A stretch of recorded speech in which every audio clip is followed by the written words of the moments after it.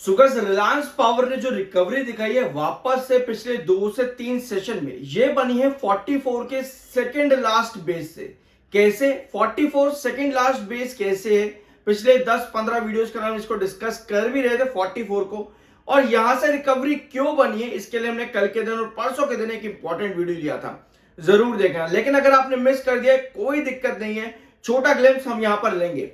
लेकिन रिकवरी के पीछे खबरें देखो क्या है। क्या जो केस था, जो अनिल अंबानी के ऊपर केस चल रहा है, या फिर एसबीआई या बाकी बैंक्स ने जो फ्रॉड का टैग लगाया है, वो सब हट चुका है? नहीं भैया, ऐसा कुछ नहीं हुआ। लेकिन अगर आप देखोगे रिलायंस पावर और रिलायंस इंफ्रा में पिछले 10-15 दिनों के अंदर, apart from this fraud case, या पर जो मनी लॉन्ड्रिंग, या पर जो यस बैंक लिमिट का जो भी ये पूरा केस है कुल मिलाकर के, इसके अलावा पिछले 10-15 दिनों में रिलायंस इंफ्रा और रिलायंस पावर, इन्होंने खुद और इनके सब्सिडरीज ने कुछ केसेस जीते हैं। जैसे 2018 का एक पेंडिंग केस था, वहां पर जीत मिली रिलायंस इंफ्रा को। इसके अलावा लगातार जो प्रोजेक्ट्स भी मिले हैं पिछले 10-15 दिनों के अंदर, एक दो प्रोजेक्ट जो कंपनीज को मिले हैं, उनको सेंटिमेंट्स बनाते हुए और साथ में इन्वेस्टर सेंटिमेंट जो इंक्रीज यहां पर हुआ है, उसके चलते पिछले 3 सेशन से लगातार रिकवरी देखने को मिल रही है। Apart from this, Anil Ambani की कंपनी रिलायंस इंफ्रा और रिलायंस पावर जैसी कंपनीज को रिसेंटली प्रोजेक्ट्स भी मिले। कल के दिन की अपडेट है गवर्नमेंट कंपनी के साथ में, जो की है एनएचपीसी लिमिटेड। अगर आप चाहो तो इस पूरे पैराग्राफ को रीड कर सकते हो, लेकिन अगर आप इनका ग्लिम्स समझना चाहो तो कल के दिन का वीडियो जरूर चेकआउट कर लेना। बाकी ये सारी डिटेल्स इस प्रोजेक्ट से रिलेटेड आपके सामने यहां पर, आप चाहो तो स्क्रीनशॉट ले सकते हो। तो भैया आप चलते हैं आगे। तो जैसे मैंने आपको शुरुआत की वीडियो में बता रहा था कि अभी भी जो सेबी ने यहां पर फ्लैग लगाया हुआ है भैया, फ्रॉड का टैग। दूसरा, जो भी रिजेक्ट अभी भी अनिल अंबानी की जो प्ली थी यहां पर, उसको करा हुआ है कि भैया पेनल्टी लगेगी, साथ में इन्वेस्टर्स को जो नुकसान हुआ उनको भी चुकाना पड़ेगा। तो ये सब चीजें अभी तक हटी नहीं है यहां पर। इस बीच में ही आपको जो गिरावट थी उसमें 3 सेशन की रिकवरी दिख रही है। तो भैया इस मामले में अभी कोई अपडेट फर्दर नहीं है, ये मामला अभी भी यहां पर है।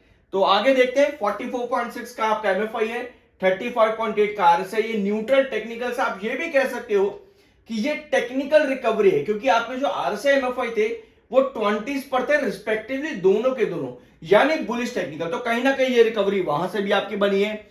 इसके अलावा आज आपके पास बायर भी काफी ज्यादा आ गए, 78,65,289 आपके पास बायर है, जिसकी वजह से अपर सर्किट पर लगभग ओपनिंग सेशन से ही स्टॉक यहां पर लगता देखने को मिल गया।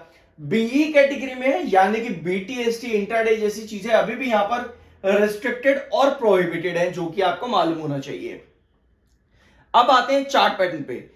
तो चार्ट पे आपकी क्या कंडीशन है? कल के दिन मैंने आपके साथ 2025 की शुरुआत और 2024 के चार्ट्स रखे थे कि किस तरह से 44 आपका सेकंड लास्ट बेस है, और जो पहला और आखिरी बेस बनता है वो 36 का है, और 44 सेकंड लास्ट बेस है। अगर आप 2025 के ही चार्ट उठा करके देखोगे तो आपको नजर आएगा कि 2025 में 44 का जो आप ट्रेंड देख रहे हो ना, यहां पर कई बार रिस्ट्रिक्शन देखने को मिली है 2025 में, लेकिन एक बार यहां से ब्रेकआउट दिखा था लगभग आपका जून के पहले के महीने में, मई के महीने में आपको यहां से सिर्फ एक बार बेस देखने को मिला था, जिसके बाद ये रैली शुरू हुई थी।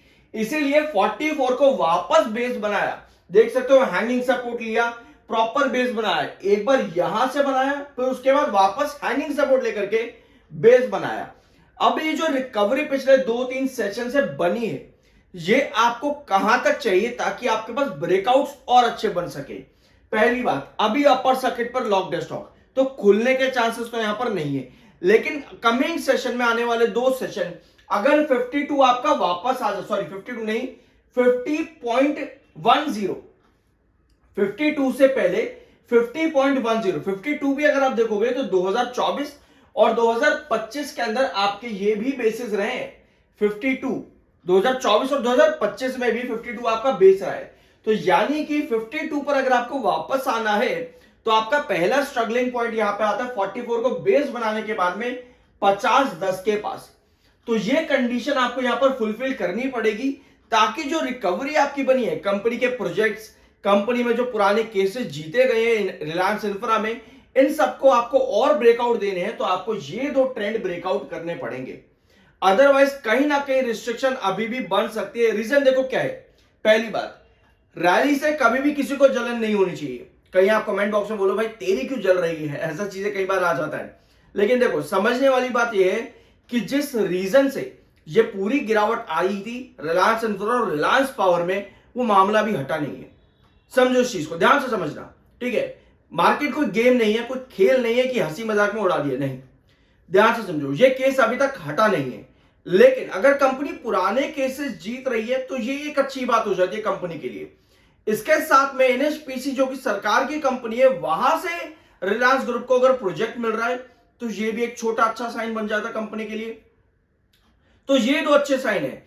अगर ये जो मामला है जहां पे सेबी ने फ्रॉड टैग लगा रखा है या फिर बैंक्स एसबीआई ने फ्रॉड टैग लगा रखा है या फिर सेबी जो यहां पर पूरा मामला चला रहा है और ईडी रेट्स जो यहां पर पड़ी है, पूरा जो मामला है ना, अगर ये भी यहां से पूरी तरह से क्लीन चिट मिल जाती है तो भैया रिलायंस इंफ्रा और रिलायंस पावर कहीं ना कहीं पूरी तरह से फ्री हो जाएंगे, पूरी तरह से फ्री हो जाएंगे।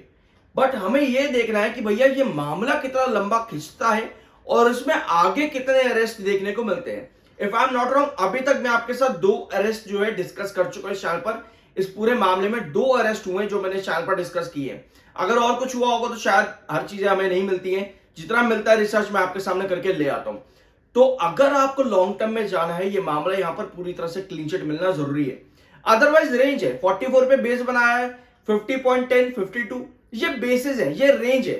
रेंज को तोड़ता तभी है जब आपके पास पूरी पुख्ता खबर और अच्छी न्यूज कंपनी में आ रही हो लगातार।